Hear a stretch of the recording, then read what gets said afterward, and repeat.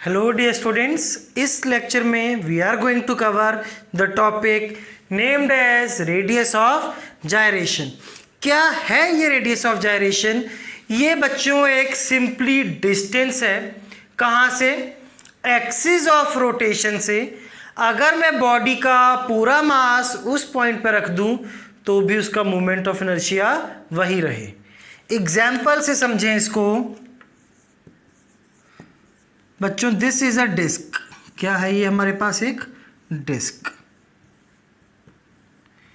This is an axis passing through the centre of mass. Body इसके about rotate कर रही है। Disc का मास m, रेडियस r, तो इसका मोमेंट ऑफ इनर्शिया क्या होता है? mr²/2। यही होता है ना बच्चों। अब क्या है, मान लीजिए ये डिस्क पूरी हटा दी। डिस्क का मास क्या था? m। वो m मास सेंटर से किसी x डिस्टेंस पे, चले k डिस्टेंस पे रख दिया आपने। कितने डिस्टेंस पे रख दिया? k पे। वो सारा का सारा मास, ठीक है। सेम मोमेंट ऑफ इनर्शिया आना चाहिए। तो बच्चों एक पॉइंट मास रखा k डिस्टेंस पे, तो मोमेंट ऑफ इनर्शिया क्या आ जाएगा? mk²। वही सेम मास था, m से m कैंसिल, k आ गया r/√2। तो इसी k को हम क्या बोलते हैं? Radius of gyration. तो बच्चों अलग अलग एक्सिस और अलग अलग बॉडीज के लिए ये अलग अलग आ जाएगा ना बच्चों, ठीक है। तो आप इसको ये भी बोल सकते हो I is equal to mk², k is equal to √I/m। k is what? Your radius of gyration. समझ गए बच्चों? छोटे छोटे 2-3 एग्जांपल्स देखते हैं जल्दी से। Find radius of gyration of ring if it's rotating about its diameter। तो बच्चों डायामीटर के अबाउट रिंग रोटेट कर रही है, ठीक है। तो डायामीटर के अबाउट रिंग का मोमेंट ऑफ इनर्शिया क्या होता है? mr²/2। लास्ट क्लास में किया है हमने। Is equal to mk²। To calculate radius of gyration k is r/√2। अच्छा, अगर रिंग ना होता, ये डिस्क होता, तो डिस्क का डायमीटर के about moment of inertia mr²/4। This is equal to mk²। k is equal to r/2। Clear हो गई बच्चों बात? नोट कीजिए जरा इसको।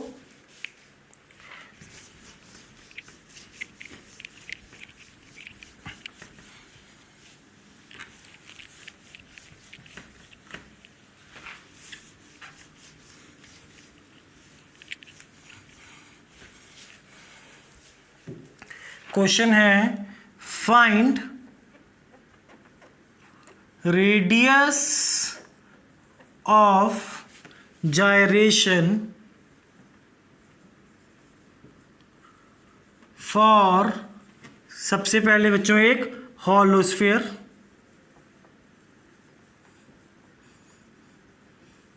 Number 2 solid sphere. दोनों के लिए अलग अलग आप लोगों ने कैलकुलेट करना है। They are rotating about diameter. दोनों ही ये बच्चों किसके अबाउट रोटेट कर रहे हैं? डायमीटर के अबाउट। हॉलो स्फीयर है, डायमीटर के अबाउट कितना मोमेंट ऑफ इनर्शिया होता है? 2/3 mr²। रेडियस ऑफ जायरेशन के लिए this is equal to mk²। m से m cancel, k is equal to √2/3r। ठीक है। अब किसके अबाउट निकालना है? किसका? सॉलिड स्फीयर का। डायमीटर के अबाउट ही निकालना है। I कितना होता है सॉलिड स्फीयर का? 2/3 mr² equal to mk²। m से m cancel, k is √2/5 into r। बहुत ही इजी टॉपिक है बच्चों। एक क्वेश्चन और कर दें जल्दी से। Find ratio of radius of gyration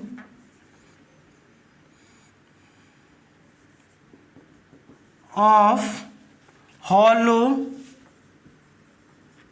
and solid spheres similar हैं दोनों,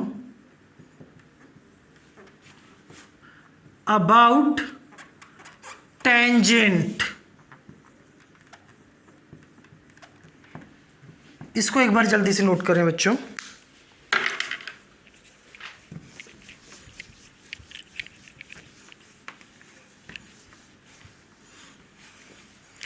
तो देखते हैं बच्चों इस क्वेश्चन को। हॉलो स्फीयर का रेडियस ऑफ जायरेशन किसके अबाउट? टेंजेंट के अबाउट। डायमीटर के अबाउट तो पता है ना, और डायमीटर कहाँ से पास हो रहा है? सेंटर से। आई हॉलो बोल देते हैं इसको, is equal to ICM plus MD²। पहले इसके अबाउट मोमेंट ऑफ इनर्शिया तो निकालें, फिर रेडियस ऑफ जायरेशन निकलेगा। ICM क्या होता है बच्चों?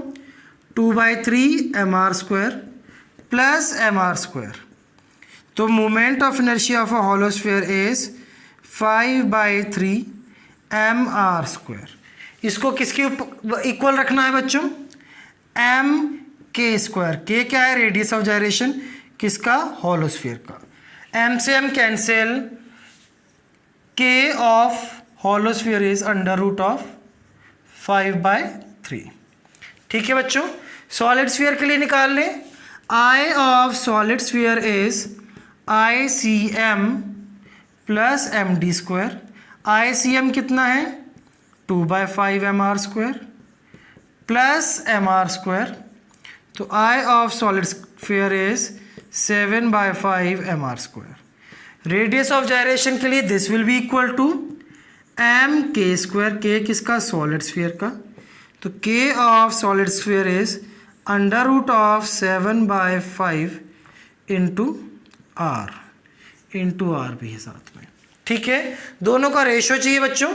तो k that is radius of gyration of hollow sphere upon radius of gyration of solid sphere is √5/3r upon √7/5r। r से r कैंसिल, इक्वल टू √25/21।